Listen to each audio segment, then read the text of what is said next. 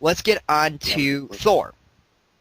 Well, I talked first about Green Lantern, so do you want to start off with Thor? Either way, have you seen the trailer?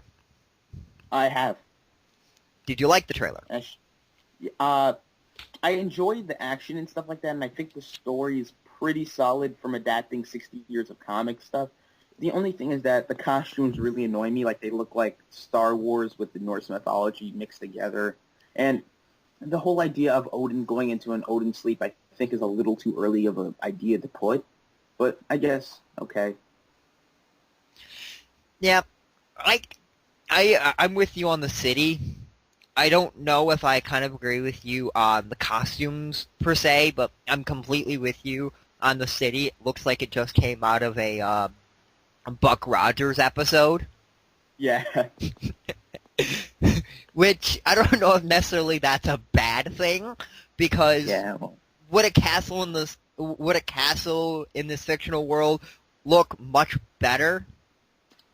Well, no, I don't think so, because you're throwing into a world where Iron Man is flying around rooftops, with a big guy next to him called War Machine, so I don't know. Well, Iron Man is a lot more realistic than Thor. I mean, like, people don't understand this, is that we're actually working on suits. I don't know what level they are in development, but this is something that might actually be practical in the near future, where Thor is the god of thunder, so you have to throw logic out the window when you're talking about Thor.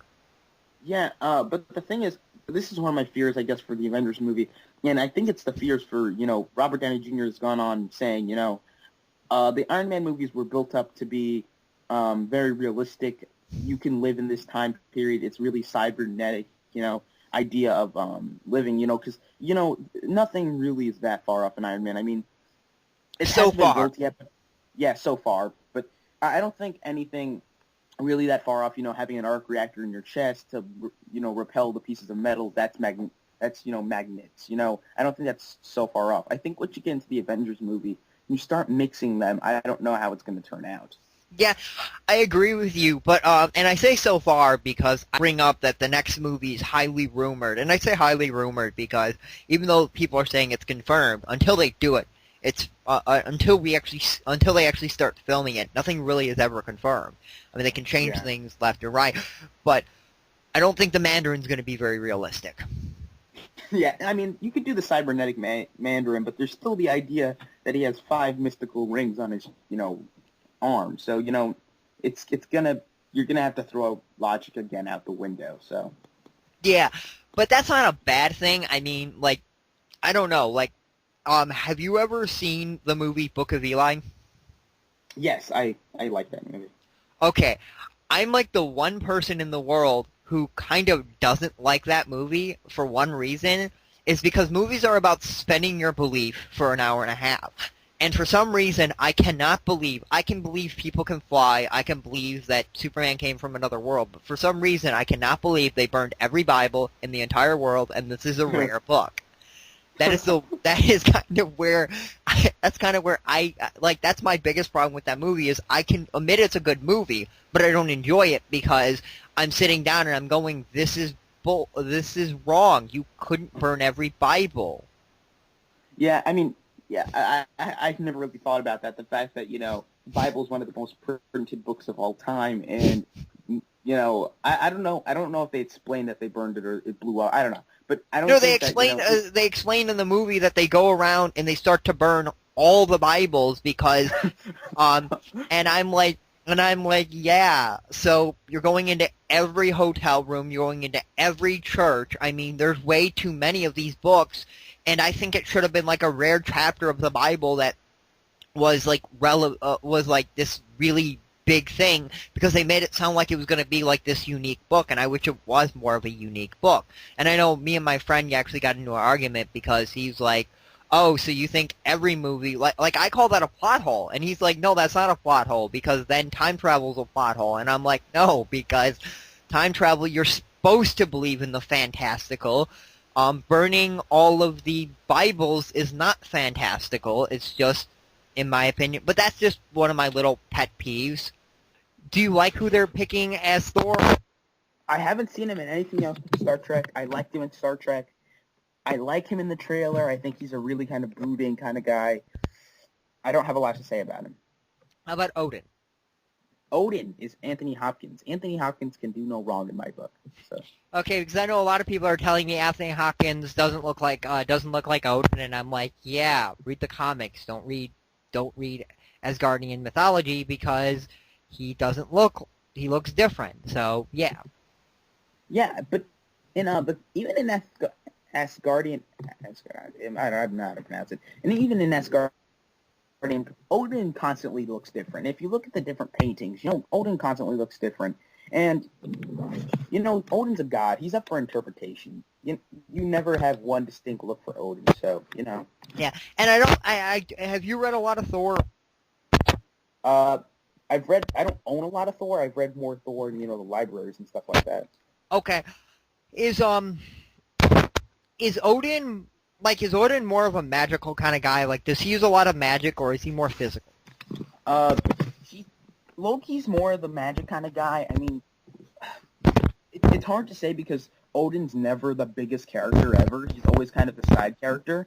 I'm going to lead more towards magic because he is a god, and you don't ever really see him that much with magic. Like, in the newer stuff, like where his son takes over and kicks Thor out of Asgard, Balder, he uses more force than magic. But Odin I never really got to observe him like that. Okay, I'm just wondering because the big thing that I'm actually wondering about is that, like, basically, if they actually do have a fight scene with him, will he have to be physical? Because that's my only concern, is I don't think he can do, like, the big stunts. But other than that, he really has a presence, and that's what you need for Odin. You need a guy who can sit in a chair and look threatening. Yeah. And I think Anthony Hawkins can do that. Yeah, I mean, definitely, Anthony Hopkins, I saw him in Wolfman, and I was freaked out. He steps back, and his eyes just turn like a sickly kind of brown, and I'm just like, this guy can do anything. Yeah. And I mean, I don't know who's playing Loki, but I like who's playing Loki. I think he is going to do a good job. Yeah, he's a theater actor. He said that he based Loki off of, like, Hamlet or someone like that. That's interesting. How do you feel about a Natalie Portman movie? I like Natalie Portman in some movies. It's weird because I was just watching a movie with her in it. I haven't seen a whole lot of stuff with her. I haven't seen a whole lot of footage with her in it in the preview. I don't think she's good for Jane Foster. She just doesn't seem like the number one person I would pick for Jane Foster. But okay, that's who she's playing. Okay, because I think I've seen the name, but I know who Jane Foster is because I played HeroClix, and there's a paramedic figure, and it's basically the Ellie version of it is Jane Foster. That's how I know that there's basically but yeah, I don't know much about the character. I know that kind of gear off topic really quickly. I know that she's actually going to be, at least she's in one of the shorts of that new Avengers TV show they're doing. Yeah. And I mean, I don't know, like, Natalie Portman is a good actor. Yeah. I can say that for a fact because even though people who've seen only her in Star Wars would tell you different, I've seen her in, she's one of my favorite actresses. I've seen her in a lot, and she's great. The thing is, I just was watching, have you heard of Mr. McCorium's Wonder Emporium? Not seen that one yet. Oh, I just, my friend gave me the DVD just to keep or whatever. I was watching it today, and though she doesn't have the biggest role in the world, she shows a lot of emotion, and I think that's one of her strengths. Well, one of the things about it is like, casting her as Queen Amidala was not a bad call. It was who you casted as Anakin was the bad call because, I mean, no matter how good of an actress you are, if you're supposed to play off another person and he's that bad, you're bad. I'm sorry. Like when she was like, I love you. Don't come back here. In the third movie, I was like, why do you love him? He's a jerk to you. He tried to kill you. Just get back into the ship. Yes, I mean, if they would have played off each other really good, that scene could have worked really well. Because even with him, even with I've seen movies where women are in abusive relationships and they say, "Come back, I love you, I want to be with you," after getting slapped in the face, and it's believable. Yeah, but the thing about Anakin is, he, even in the second one, which I think I don't know, but in the second one, even in the second one, it doesn't seem like he loves her all that much. It just seems Yeah, like, oh yeah, you're hot. Yeah, and then it just seems like that. and then that's the problem. That's the problem is that they don't play off each other very well. I mean, it's not all him. It is part her, but it's the fact that they have no chemistry, and that's bad. Yeah, it is. Yeah, getting back to Thor, I think that the Shield agent Phil Coaster, is that his name? I don't. Oh yeah, he was an Iron Man. I think that it's smart to not have Nick Fury just being everywhere, like for every little thing. Oh yeah, let's call him Nick Fury because that's gonna start getting unbelievable. But I think it's interesting because at the end of Iron Man 2, you actually see him getting put on the Thor case. So it's an interesting place to go, and he's probably gonna have a role in it.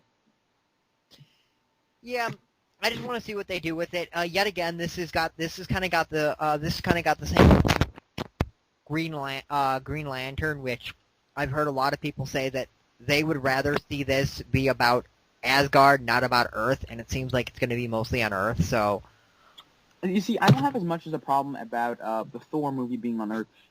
Alien Green Lanterns. A lot of Green Lantern villains are from space. Thor, he has a secret identity on Earth, and it's pretty well planted. So I don't have a problem with a lot of it being on Earth. yeah. Do you think in future movies we're ever going to get Billy Ray, whatever his name is? Yeah, I don't know. Billy, I don't know. Hopefully they don't think it's too silly. Because it makes sense. Yeah, I know. I know. My friend never wants me to use that piece in HeroClix when we play because he's actually a very good uncommon, and like he's like, no, don't use Calthor anymore. No Calthor, and I find that really, really funny. That yeah, but yeah, Yeah, Marvel had just this old Spice parody thing, and they were like, "Look at me, look at me." You know the Old Spice commercials. I know. Yeah, go on. Yeah. So it has a parody of it, and he's like, he's doing all this stuff, and then he says, "Now I'm on my horse," and you look under it, and it's Billy Ray, whatever his name is. That's funny. But yeah, but so I mean, I think it's going to be good, and I think they're trying to do quality movies, and that's all I care about is the attempt to do a quality movie, because if the movie is bad because they tried to do a good movie, I'm more happy than if the movie is bad because they tried to make money. Yeah, and I guess that's really what we've been talking about in this whole chat. I mean, it seems like for the most part, from what I've seen, both companies are really trying their hardest to, make their best movies.